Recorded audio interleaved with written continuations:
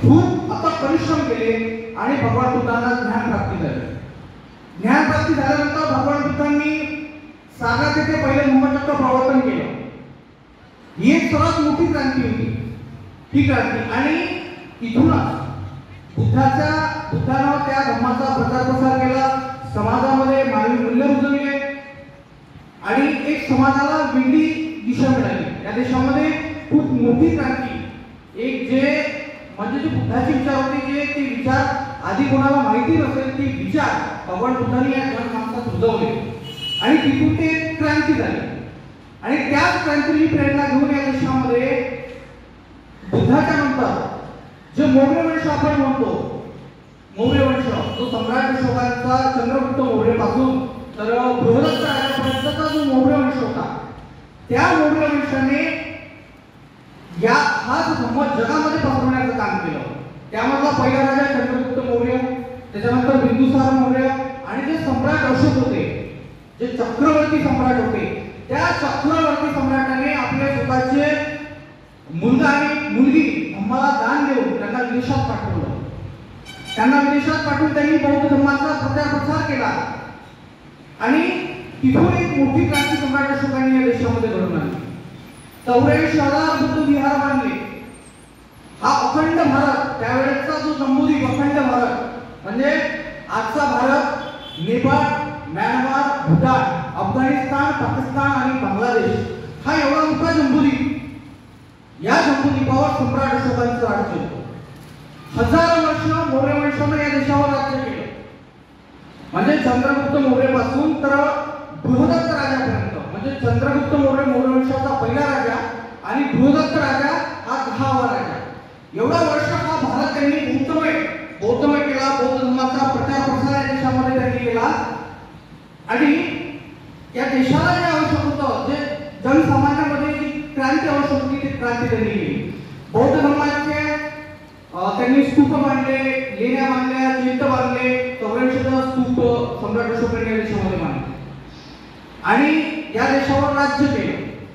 आणि ते क्रांती झाल्यानंतर सम्राट अशोकाची क्रांती झाली. सम्राट अशोकाच्या वंशजांना जो मौर्य वंश होता, या मौर्य वंशाने हा देश 1000 वर्ष बौद्धमय ठेवला आणि त्याच्यानंतर एक प्रतिक्रांती होते.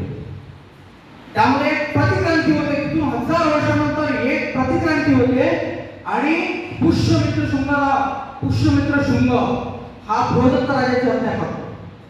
पुष्यमित्र शुंग हा बृहदत्त राजाची हत्या करतो आणि त्या ठिकाणी एक प्रतिक्रांती होते की त्या ठिकाणी बौद्ध धर्म संपवला जातो. बौद्ध धर्मासोबतच या देशातला जो समता, न्याय, बंधुभाव, स्वातंत्र्याचा जो विचार होता तो विचार सुद्धा त्या ठिकाणी संपला जाते. आणि त्याच विपरीत त्या ठिकाणी मनुस्मृती नावाचं एक पुस्तक लिहिलं जातं.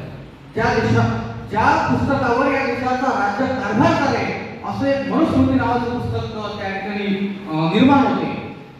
ज्या भगवान बुद्धाच्या किंवा या क्रांतीमध्ये जे 4 मानवी मूल्य होते, समता, न्याय, बंधुभाव, स्वातंत्र्य, त्याच्या विपरीत मनुस्मृतीमध्ये 4 वर्ण येतात.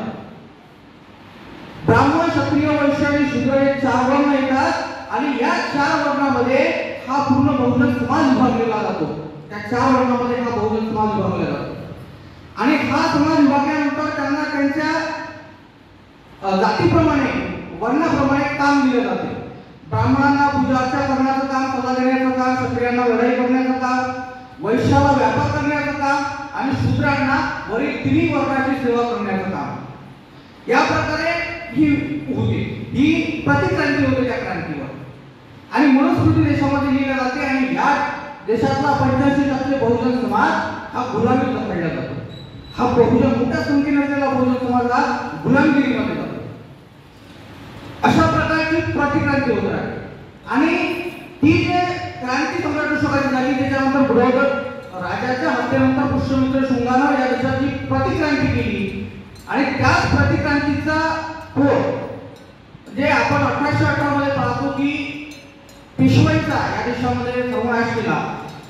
1 जानेवारी 1818 मध्ये जे भीमा कोरेगाव या ठिकाणी जे युद्ध झालं त्या ठिकाणी 500 महार सैनिकांनी 28,000 पेशव्यांना पराभूत केलं.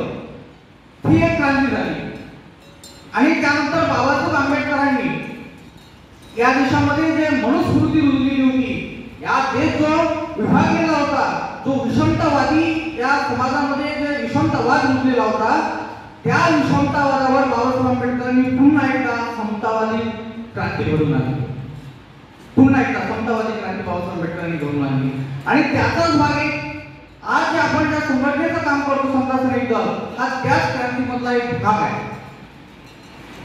त्याच क्रांतीमधला एक भाग आहे जे समाजाच्या संरक्षणासाठी जी समता सैनिक दलाची बाबासाहेब आंबेडकरांनी स्थापना केली होती. ही एक क्रांती म्हणजे आपल्याला समता प्रस्थापित, देशामध्ये समता प्रस्थापित करण्यासाठी समतेचे सैनिक म्हणून एक समता सैनिक दलाची बाबासाहेब आंबेडकरांनी स्थापना केली. आणि तेच काम आपल्याला करायचं आहे. आज बाबासाहेब आंबेडकरांनी या देशामध्ये जी क्रांती घडवून आणली, त्याच क्रांतीला आज कुठेतरी प्रत्युत्तर देण्यासाठी म्हणजे जी क्रांती